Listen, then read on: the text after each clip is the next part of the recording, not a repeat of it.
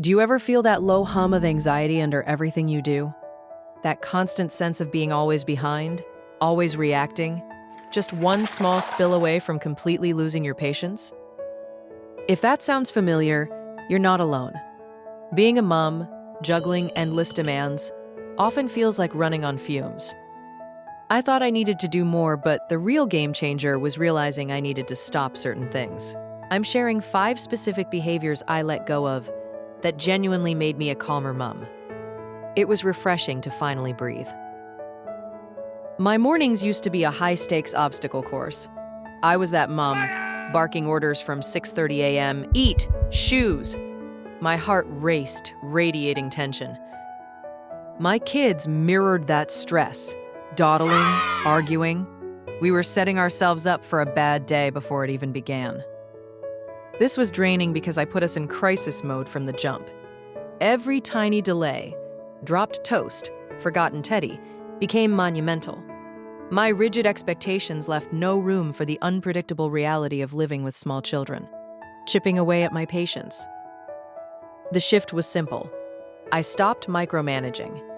I built in a bigger buffer, 15-20 minutes, into our routine. I changed my mindset from, "we must be ready," to "we will aim." Keep watching to see exactly what I had to put in place. Now, if toast takes longer, it's not a crisis. We adapt. This transformed our mornings from a frantic race to a gentler start.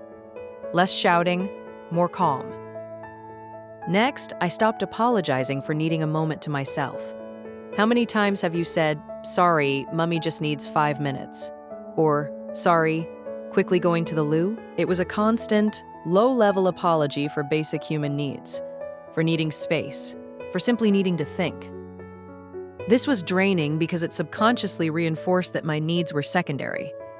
Every sorry chipped away at my self-worth and boundaries. It taught my children, and me, that my personal space or quiet weren't as important. It left me feeling stretched thin and resentful. The shift was dropping the sorry. Now, when I need a moment to finish a task, sit with my tea, gather thoughts, I simply state it calmly. "Mummy is going to sit quietly for a few minutes," or "I'll finish this, then I'll be with you." No apology. This has been powerful. It conserves emotional energy and models that everyone, even Mummy, needs space. It creates a calmer, more respectful dynamic. The third thing I stopped was constantly over-explaining every decision. The endless whys that turn requests into philosophical debates. I used to feel I had to justify everything. Why brush teeth? Because you'll get cavities, the dentist will fix it. A 5-minute lecture for a 3-year-old already zoned out. This was incredibly draining. I spent vast energy trying to reason about things that just needed to be done. I treated every instruction as a negotiation, inadvertently teaching my kids everything was negotiable. Simple tasks became exhausting power struggles, and my calm was the first casualty. The practical shift? A more matter-of-fact approach. Instead of lengthy explanations, I keep it simple. It's time to brush your teeth because we need to keep them clean, or we're leaving in 5 minutes. Full stop. If they ask why, a concise answer is enough. This is a lifesaver for my sanity, giving kids autonomy within clear limits, less friction, more peace. By the way, I've put together a free printable calm morning guide with some top tips. You can find the link in the description below. Moving on to the fourth thing I happily stopped doing, the pre-wake scroll. Eyes open, hand instinctively reaches for the phone. A quick check of emails, Instagram, news headlines. Harmless, right? For me, it wasn't. This habit was an instant calm killer. Before I'd properly woken up, my brain was assaulted with information. I'd feel behind, see perfect parenting moments inviting comparison, or get hit with depressing news. My fresh morning was tainted with external pressures. It sucked the peaceful potential right out of my day. The shift? Creating a physical and mental barrier. I made a conscious effort not to touch my phone until I was out of bed, dressed, and often had my first cuppa.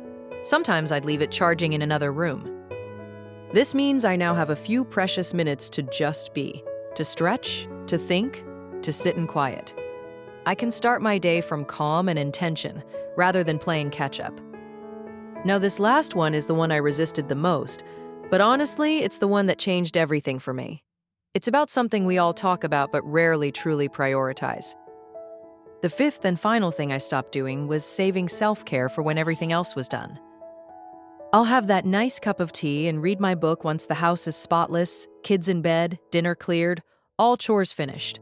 That perfect, serene moment, when the stars align, became my ultimate goal for any personal replenishment. A target that, let's be honest, never really materialized. This was draining because it operated on the myth of perfection. Perfect never truly arrives with a busy family. There's always more laundry, another demand. By pushing self-care to the end of an ever-growing to-do list, I was perpetually postponing it. It became an elusive dream, always out of reach. This meant I was constantly running on empty, never truly recharging my batteries. The practical shift was a massive mindset overhaul. I stopped waiting for everything else to be done. Instead, I started intentionally scheduling small moments of self-care into my day, not at the end. Not grand gestures, but micro moments. 5 minutes outside with coffee, listening to a favorite song while loading the dishwasher, reading a page while the kettle boils. These little pockets of intentional breathing room add up. They're about grounding myself, topping up emotional reserves, and reminding myself I'm worth taking care of, even in the madness. It makes a tangible difference to my overall well-being. So, there you have it. 5 things I consciously stopped doing that genuinely made me a calmer mom. We often think we need to do more, but sometimes the real magic lies in what we choose to let go of. Feeling calmer isn't about having perfect days. Those are rare. It's about making small, intentional shifts in our daily behaviors, recognizing things that inadvertently fuel our stress, and choosing to stop them. It was about stopping the spiral of overwhelm before it even began. Give yourself the grace to be imperfect and the permission to put your calm first, even in the smallest ways. I really hope sharing these insights helps you find more peace in your busy mom life, just like it did for me. Being a calmer mom doesn't mean becoming a different person. It just means quietly letting go of the things that were never helping you in the first place. You don't need to do more. You just need to stop doing a few things that are costing you your peace. And that, you can start today right where you are. If this resonated with you, subscribe to my channel, Ready Mom Channel. Share to other moms. Here I share simple, honest ideas for moms who want more calm and less chaos in their everyday life.